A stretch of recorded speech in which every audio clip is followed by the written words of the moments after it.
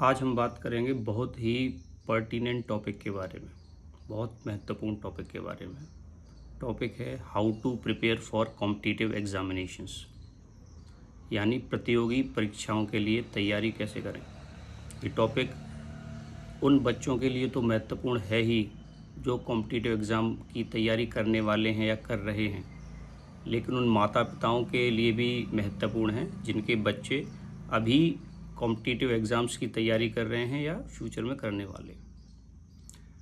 सबसे पहले तो ये देखेंगे क्या मेरी इस टॉपिक पर बोलने की पात्रता है, क्या am I eligible to talk on this particular topic. So yes I am, because I have cracked 3 competitive examination. Now coming to the topic, so first is the mental makeup.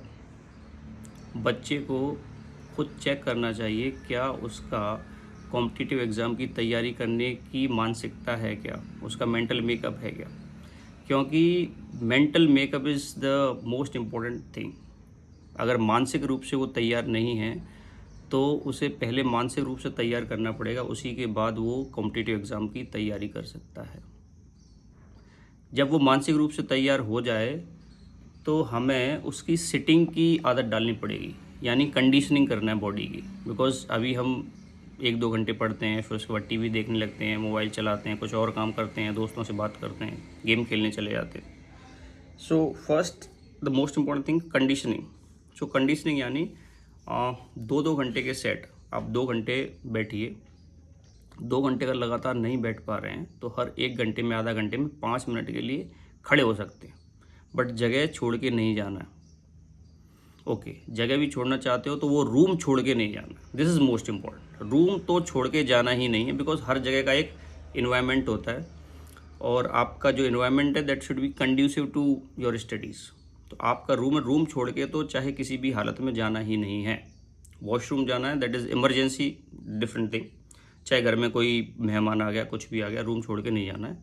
2 घंटे आप बैठिए, उसके बाद आप जो भी आपका आवश्यक काम है, जैसे नहाना है, ब्रेकफास्ट करना है, खाना खाना है, कुछ भी वो काम कर सकते हैं। तो फॉर एग्जांपल सुबह आप जगे, 2 घंटे बैठे, उसके बाद आप ब्रेकफास्ट आपने किया, फिर 2 घंटे बैठे, उसके बाद आपने नहाना धोना किया, फिर 2 घंटे बैठे, फिर लंच किया, फिर 2 घंटे बैठे।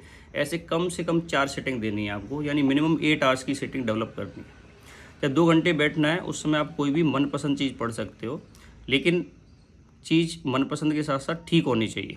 यानी कोई भी नॉन फिक्शन बुक पढ़ सकते हो, कोई सिलेबस का बुक पढ़ सकते हो, कुछ आप अपने कुछ भी जो पॉजिटिव चीज़ है कुछ भी वो कर सकते हैं। एक बार जब कंडीशनिंग हो जाए, आप 8 घंटे बैठने लगें, उसके बाद आप अपने सब्जेक्ट पे आ जाएं, सब्जेक्ट की रीडिंग पे। जब आप रीडिंग करेंगे तो उसे हम बोलते हैं अंडरस्टैंड करिए, जितना समझने की कोशिश करेंगे उतना अच्छा है। समझने की कोशिश इसलिए भी आवश्यक है बिकॉज अगर आप समझने की कोशिश करेंगे तो लंबे समय तक उसको याद रख सकते हैं, और अगर आप समझ ही नहीं पाएंगे तो बड़ा मुश्किल है, तो वो भूल जाएंगे। बिकॉज सिलेबस इतना होता है कॉम्पिटिटिव एग्ज़ाम का कि जब एक पढ़ने के बाद 1-2 महीने के बाद आप देखेंगे पीछे मुड़ के तो आपको कुछ भी याद नहीं होगा। तो इसलिए उसको समझने की कोशिश करें। समझने की कोशिश का बेस्ट जो तरीका है वो विजुलाइज़ करना है उसको। विजुलाइज, फॉर एग्जांपल अगर आप डाइजेस्टिव सिस्टम भी पढ़ रहे हैं, सो आप विजुलाइज करें कि ये माउथ है, माउथ से टीथ है, टंग है, फिर आपका फेरिंग्स है, फेरिंग्स के बाद ईसोफेगस है। फिर आप विजुलाइज करें कि ईसोफेगस पीछे है, वो आगे ट्रैकिया है। ट्रैकिया आगे क्यों है? क्योंकि ट्रैकिया हार्ड है। ट्रैकिया आपका एयर पाइप है, अगर ये कोलेप्स हो गया तो आप एयर ही नहीं ले पाएंगे, और एयर आपको 24 आवर चाहिए, तो ये आगे होगा और ये हार्ड होगा।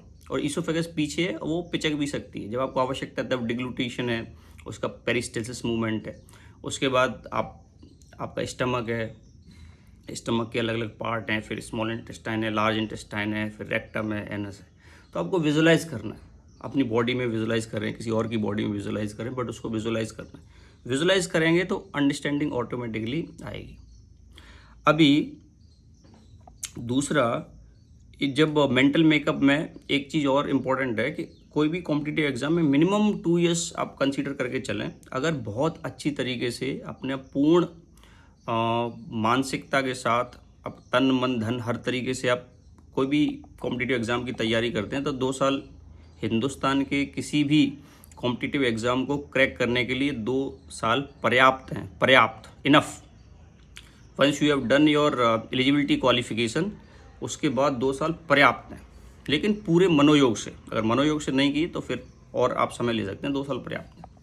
उसके बाद जब आप पढ़ाई करें, सो इसमें सबसे महत्वपूर्ण है उसको याद करने की कोशिश करें। याद करने का सबसे तरीका है उसको अंडरस्टैंड करें, विजुलाइज करें। जो विजुलाइज आपको नहीं हो पा रहा है उसको सिमिलर चीज़ों को कंपेयर करें, एक जैसी चीज़ों को कंपेयर कर सकते हैं। फॉर एग्जांपल केमिस्ट्री पढ़ रहे हैं तो सिमिलर टाइप की प्रॉपर्टी वाले मॉलिक्यूल्स को एक साथ रख लिया आपने। अपोजिट चीज़ों को कंपेयर करें कि इसके जस्ट अपोजिट क्या है, उसको कंपेयर कर सकते हैं।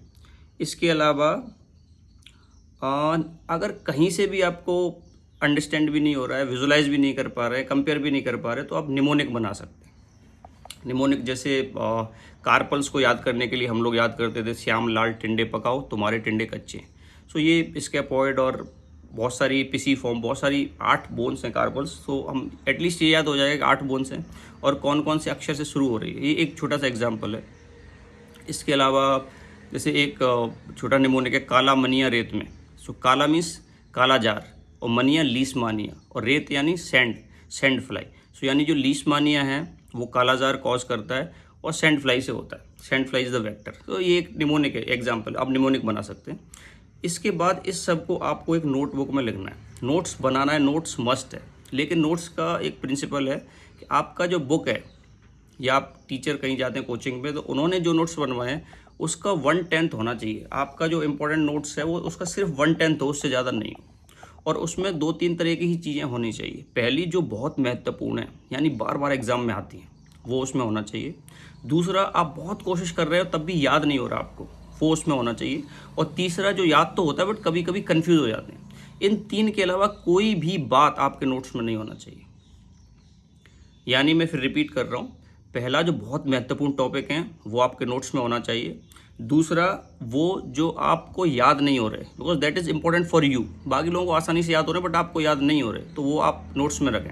और तीसरा, जिनमें आप कंफ्यूज होते हैं। अब नोट्स को आपको बार बार रिवाइज करना है।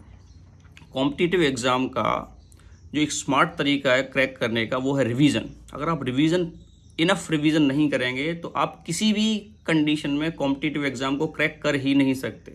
रिवीजन कैसे करना है? जैसे ही आपने कोई टॉपिक पढ़ा या कोचिंग से या ट्यूशन से पढ़ के आए, तुरंत उसी दिन सोने से पहले वो पूरा टॉपिक आपको रिवाइज करना ही करना है। बिकॉज जब हम सोते हैं तो चीज़ें प्रोसेस होती हैं, लॉन्ग टर्म मेमोरी में जाती है वो स्लीपिंग के समय।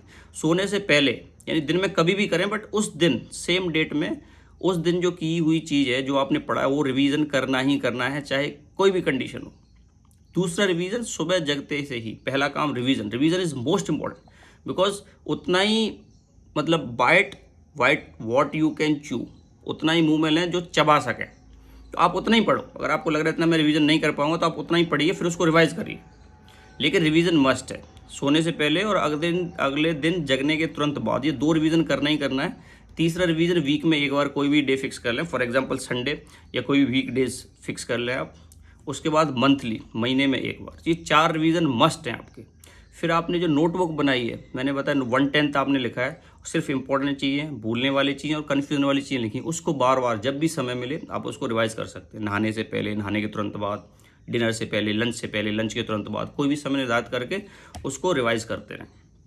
इसके अलावा ये 2 साल तक की जो समय है, ये 2 साल तक आप ये समझो आप दूसरी दुनिया में हो, या आपकी दुनिया आपका कमरा है, इसके अलावा दुनिया एग्जिस्ट ही नहीं करती। घर में क्या चल रहा है, परिवार में किसकी शादी है, कौन सा त्यौहार आ गया, होली आ गई, दिवाली आ गई, ईद आ गई, कौन सा त्यौहार आ गया, आपको कोई मतलब है ही नहीं।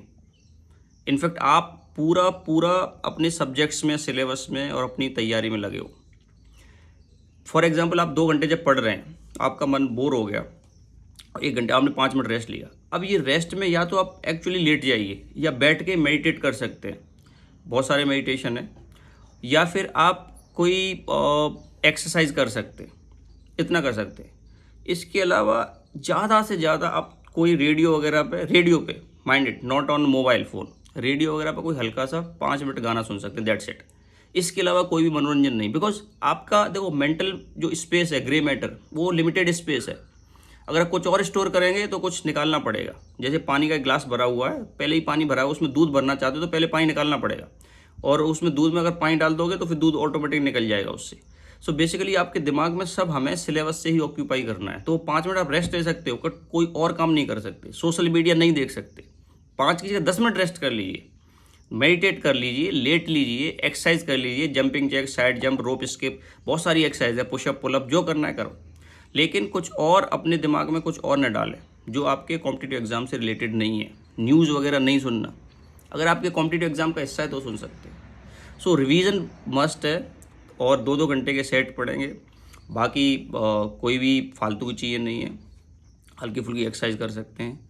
और नोट्स बनाना है, नोट्स में 3 चीज़ें मैंने आपको बताई हैं, वो 3 चीज़ें रखें, सबसे महत्वपूर्ण चीज़ें, भूलने वाली चीज़ें और कन्फ्यूज़न वाली चीज़ें, बार बार उसको रिवाइज करना है। और मुझे उम्मीद है इस स्ट्रेटजी को अगर आप अपनाएंगे तो आपका 99% सिलेक्शन होगा ही। और ध्यान रखें कि जब आप कॉम्पिटिटिव एग्ज़ाम की तैयारी कर रहे हैं तो आपकी जो पूरी दुनिया है, जैसे एक मेंढक की दुनिया वो कुआं है, ऐसे ही आपकी दुनिया सिर्फ वो रूम है, उसके अलावा आसपास मेहमान कौन घर में आया है आपको पता ही नहीं होना चाहिए। ये नहीं कि वहाँ जाना है नहीं जाना, आपको पता ही नहीं होना चाहिए। मतलब आप you should be so focused into your studies, you should be unaware about all these things. किसकी शादी होने वाली है, मोहल्ले में क्या चल रहा है, वो कुछ ही पता होना चाहिए। मुझे उम्मीद है आप इस स्ट्रेटजी को अपनाओगे, इस रणनीति को अपनाओगे, आपका सिलेक्शन 100% होगा, आपका या आपके बच्चे का। Good luck.